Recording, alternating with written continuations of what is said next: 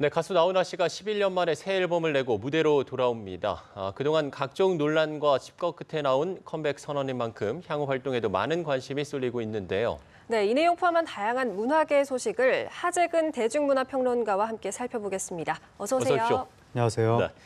자, 나훈아 씨가 내일 정오에 새 앨범을 들고 팬들 앞에 돌아옵니다. 이게 11년 만에 컴백이기 때문에 많은 팬들이 좀 기대를 하고 있을 텐데 총 7곡이 수록된 것으로 알려져 있거든요. 이게 상당히 이례적이라고요. 그렇죠. 그러니까 음반, 네. 앨범을 발표하는 건데 요즘 가수들이 음반 발표를 잘 안 하는 경향이 있습니다.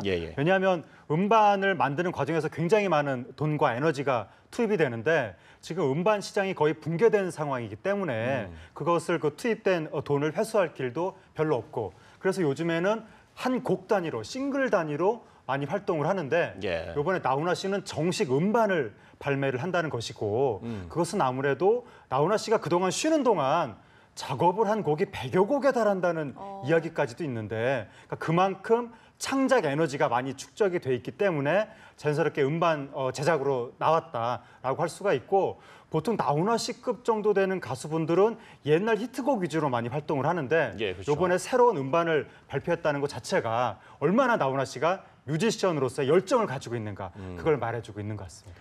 네, 7곡 수록에 이어서 또 타이틀곡은 이렇게 뮤직비디오로 만들어서 또 유튜브에 올린다고 했는데 사실 나훈아 씨가 70살이거든요. 70살이란 나이에 감안하면 상당히 파격적인 행보라고 볼 수 있는데 이 같은 변신 어떻게 보시나요? 그 나훈아 씨가 이 새로운 그 음악 소비자층으로 등장한 젊은 사람들 이 사람들하고 내가 따로 가지 않겠다.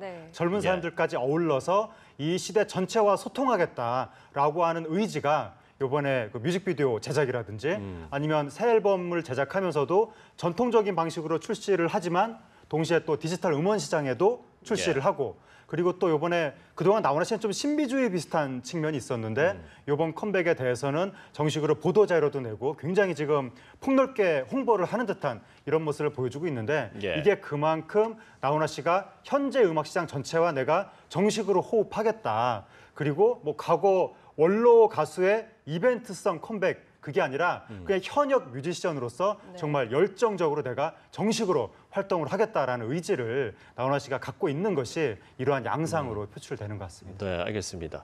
사실 뭐 나훈아 씨 하면 한 시대를 풍미한 뭐 대표 가수라고 할 수가 있겠지만 이 지난 11년간은 좀 이 각종 사생활 논란도 좀 끊이지 않았잖아요. 네, 나훈아 씨가 그러니까 2007년경에 그 예정되었던 콘서트를 취소했죠. 그리고 나타나지 않으니까 온갖 이상한 소문들이 퍼지면서 그때 뭐 신체 훼손설, 삼각관계설 이상한 소문이 계속 퍼지니까 결국 나훈아 씨가 대중매체 앞에 모습을 드러내서 탁자 위에 올라서는 희대의 광경을 연출을 했었죠.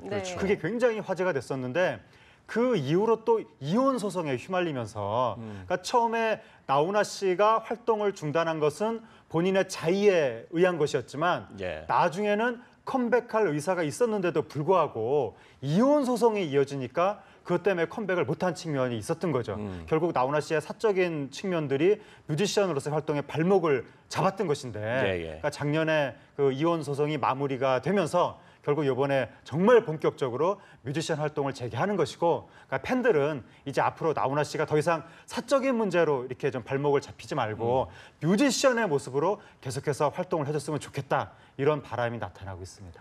네, 앞서도 말씀하셨지만 사실 이렇게 한때 최고의 가수였던 나훈아 씨가 구설수에 휘말리고 나서 다시 대중에게 나서기가 좀 쉽지가 않았을 것 같은데 11년이 지난 지금 이렇게 컴백을 선언하게 된 이유를 좀 더 구체적으로 설명해 주실까요? 그 나훈아 씨가 과거 활동을 중단할 무렵에 뭐라고 그랬냐면 가수는 꿈을 파는 사람인데 내 안에 꿈이 고갈되는 것 같다. 그러다 보니까 무대에 서기도 두렵고 사람들 앞에서 마이크를 못 잡겠다. 그런 이야기를 했는데 요번에 컴백하면서 다시 한번 죽기 전에 죽을 만큼 꿈을 꾸겠다라고 이야기를 한 겁니다. 그러니까 그동안 나훈아 씨가 꿈을 찾아서 여행을 많이 했다고 알려져 있는데 뭐 미국 네바다주 목격설도 있고 히말라야 목격설도 있고 많았는데 뭔가 나훈아 씨가 꿈을 재충전한 것이 아닌가. 그래서 자신의 꿈을 담아서 이번에 나온 앨범 타이틀도 드림 어게인 네. 다시 한번 꿈을 꾸겠다. 이런 의지로 이제 대중의 앞에 쓴 것 같고, 그리고 본인의 꿈만이 아니라 이 시대에 지치고 상처받은 여러 대중의 마음을 위로할 수 있는 그러한 음악 활동을 하겠다라고 이야기를 하고 있습니다. 예. 네. 죽기 전에 꿈을 꽃 피우겠다라면서 컴백을 하게 됩니다. 앞으로 이 나훈아 씨의 활동을 좀 기대해 보도록 하겠습니다. 자, 이번에 영화계 소식을 좀 살펴볼 텐데요. 일단 다음 달 개봉하는 1980년에 5월 광주를 배경으로 한 송강호 씨 주연의 택시 운전사. 예. 이게 상당히 일단 관심을 모으는 것 같습니다. 어떤 영화입니까? 예, 그러니까 택시 운전사가 1980년 광주 민주화 운동의 진실을 아무도 모르고 있을 때, 네. 왜냐하면 그때 신군부가 보도 통제를 했기 때문에 그때 어느 독일인 기자가 현지의 모습을 세계에 알리면서 그 광주의 진실이 알려지게 된 건데 그때 독일인 기자를 광주로 안내해줬던 택시 운전사의 실화를 영화로 만든 거죠. 예. 극 중에서 이제 송강호 씨가 평범한 소시민 택시 운전사인데 이제 10만 원을 받고 독일인 기자가 택시비 10만 원을 주겠다고 하니까 광주로 데리고 가서 광주의 실상을 눈으로 확인하는 그 역할을 하게 되는 건데 유준열 씨가 광주의 대학생으로 나오고 예. 이 유해진 씨가 광주 현지 택시 기사로 나오고 근데 지금 시사회를 통해서 나오는 평이 굉장히 재미있고 감동적이다. 네. 이런 평이 나오고 있어서 지금 한국 영화 올여름 1000만 관객 1순위 아니냐. 이런 네. 기대가 모아지고 있습니다. 네. 네, 저도 굉장히 기대가 되는데 이렇게 송강호 씨 하면 워낙 좋은 작품을 좋은 연기로 많이 보여줬잖아요. 공동경비구역 JSA, 또 효자동 이발사, 변호인, 여기다가 택시 운전사까지 이렇게 우리 현대사와 이렇게 흐름을 좀 같이 하고 있다 이런 평가도 있는 것 같아요. 예, 그러니까 송강호 씨가 본의 아니게 지금 역사책을 쓰듯이 예. 뭐 효자동 이발사 같은 경우에는 뭐 70년대고 저 택시 저 기사 이번 이 영화 같은 경우에는 80년대 고. 80년대 초반이고 네. 그리고 또 뭐 변호인이라는 작품도 찍었고 밀정에서는 일제 강점기 쭉 지금 한국 현대사를 관통하고 있는데 그러니까 이것은 아무래도 그 송강호 씨가 이 꽃미남 청춘 스타는 아니니까 꽃미남 네. 청춘 스타는 좀 이렇게 뭐 로맨틱 코미디 이런 쪽으로 캐스팅이 많이 된다면 네. 그러니까 송강호 씨는 좀 연기력이 많이 필요한 시대극 이런 쪽으로 많이 캐스팅이 되는 것 같고 그리고 송강호 씨가 굉장한 미남이면 시대극의 평범한 소시민으로 등장했을 때 위화감이 있을 텐데 예. 그러니까 송강호 씨의 외모가 평범한 소시민 아저씨하고 굉장히 잘 어울리는 거죠. 네. 그리고 또 송강호 씨가 가지고 있는 사회 의식이 이런 영화를 좀 이렇게 외면하지 못하는 것 같습니다. 그러니까 처음에 변호인도 사실 이 영화를 찍었다가는 그 어떤 정권의 보복을 당하지 않을까 그런 걱정을 본인도 하고 주변에서도 많이 했지만 네. 결국 그 시나리오가 자꾸 밟혀가지고 할 수밖에 없었다는 거죠. 이번에 택시 운전사 이 영화도 예, 예. 처음엔 거절을 했지만 자꾸 시나리오가 밟혀서 결국엔 할 수밖에 없었다는 그러니까 송강호 씨의 그 어떤 사회의식 이런 것들이 결국에는 송강호 씨를 한국 시대극의 대표주자 그러니까 한국의 현대사를 대표하는 보통 소시민 아저씨의 얼굴 이렇게 자리매김하게 만든 것 같습니다. 예. 네. 올여름에 또 가슴 아픈 우리 역사를 다룬 또 한편의 작품이 있습니다. 바로 군함도인데 이 군함도는 어떤 영화입니까? 군함도는 일본의 그 탄광 섬이죠. 네. 군함을 닮았다고 해서 군함도라고 하는 그 섬에 우리나라 조선인 강제징용을 당한 분들이 거기에서 처절하게 일을 하다가 탈출하는 그 내용을 담은 영화인데 예. 이게 바로 유승환 감독 네. 액션엔 일가견이 있는 1000만 관객을 동원했던 베테랑들, 베테랑의 예. 바로 유승환 감독의 신작이고 제작비가 220억, 손익분기점이 700만입니다.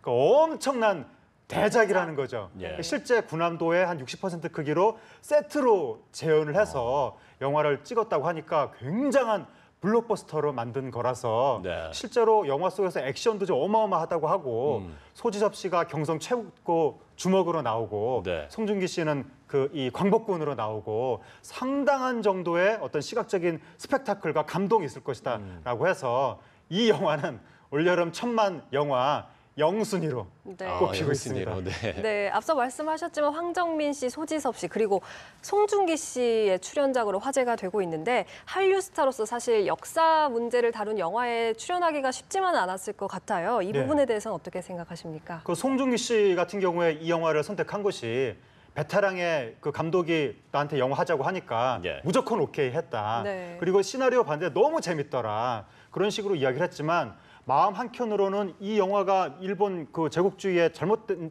점을 폭로하는 작품이기 때문에 네. 일본으로부터의 보복을 걱정을 안 할 수가 없는데 그 점에 대해서 기자들이 물어보니까 내가 한류 스타이기 이전에 한국인의 정체성이 더 중요한 거 아니냐 그렇게 이야기를 했다고 하고 황정민 씨 같은 경우에 일본이 이 군함도를 세계 문화유산에 등재했다는 소식을 듣고 너무 화가 났다. 그래서 영화를 선택했다. 소지섭 씨 같은 경우에는 영화 제의를 받았을 때 아예 고민도 하지 않고 바로 오케이를 했다고 하니까 예. 이게 굉장히 놀라운 겁니다. 왜냐하면 일본 시장이 한류 시장에서 굉장히 큰 부분을 차지하는데 그렇죠. 일본 시장을 통째로 잃을 수도 있는 그런 결단을 이 영화 배우들이 한 거죠. 그렇기 때문에 한국 사회가 이 배우들의 이 어쩌면 희생적인 결단일 수도 있는데 거기에 대해서는 상당히 평가를 해줄 필요가 있는 것 같습니다. 네. 평론가님께서 올여름 이 1000만 관객 0순위, 1순위 이렇게 이야기를 해주셨는데 마지막으로 좀 질문 하나만 더 드려볼게요. 송강호, 황정민 일단 두 배우가 출연한 작품들의 여태까지 동원 관객을 보니까 6,031만 명, 또 7,400만 명 상당히 많은 동원 관객이 있습니다. 네. 예, 이 두 배우의 어떤 이 흥행 배우로서의 경쟁 이것도 상당히 좀 지켜볼 대목 아니겠습니까? 그렇죠. 밑보송, 밑보황, 믿고 보는 송강호, 믿고 보는 황정민. 네. 두 사람이 네, 이번에 그렇지군요. 대작으로 붙는 겁니다. 음. 송강호 씨가 그동안 뭐 놈놈놈 괴물부터 시작해서 엄청난 흥행작들이 있고 예. 황정민 씨도 국제시장 뭐 이런 걸로 굉장한 관객들의 사랑을 받았는데 그쵸. 과연 이 두 사람의 작품이 이번에 어떠한 결과를 나타낼지 네. 굉장히 뭐 누가 이길 것이냐 이것도 물론 뭐 호사가들의 관심일 수는 있지만 영화계의 그 기대는 올 상반기에 한국 영화가 사실 조금 기대 못 미쳤습니다. 소강기가 있었기 때문에 네네. 이 두 사람이 좀 쌍끌이를 해가지고 쌍천만이 터졌으면 좋겠다. 두 작품 다 굉장히 잘 돼가지고 두 사람이 동원한 영화 총 관객 수가 그동안 지금 한 6천만, 7천만 되는데 이 영화들을 통해서 7천만, 8천만이 됐으면 좋겠다. 뭐 이런 기대가 나오고 있는 거고 그리고 이 송강호, 황정민 씨는 우리나라 스크린 대표적인 스타지만 송중기, 소지섭 씨는 그동안 브라운관 쪽에서 많이 활동을 했기 때문에 예. 이번 여름 시즌 이 영화들을 통해서 송강호, 소지섭, 송중기라는 또 다른 우리나라 스크린의 대표적인 중량감 있는 스타가 등장했으면 좋겠다라고 하는 영화계의 기대가 나타나고 있습니다. 네, 올 하반기에 이 택시 운전사 그리고 군함도 상당히 기대해볼 만한 영화인 것 같습니다. 네, 하재근 대중문화평론가와 이야기 나눠봤습니다. 오늘 말씀 고맙습니다. 감사합니다.